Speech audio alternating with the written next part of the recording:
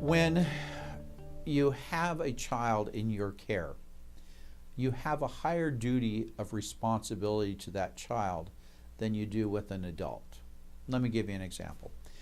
Let's assume that you and a number of people decide to take some children from the neighborhood or friends of your children to the museum, for example.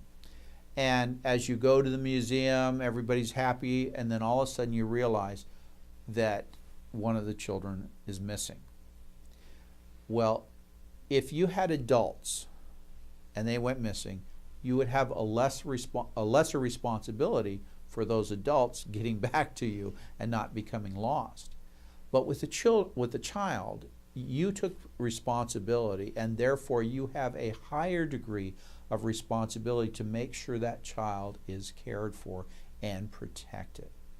And this is important in any time you're dealing with children, whether in transporting children to school for friends, or dealing with children on a party or something of that nature. It is your duty at a higher degree of responsibility to make sure they're cared for, protected, and safe than if you were dealing with an adult. And this is imposed by law in the state of California.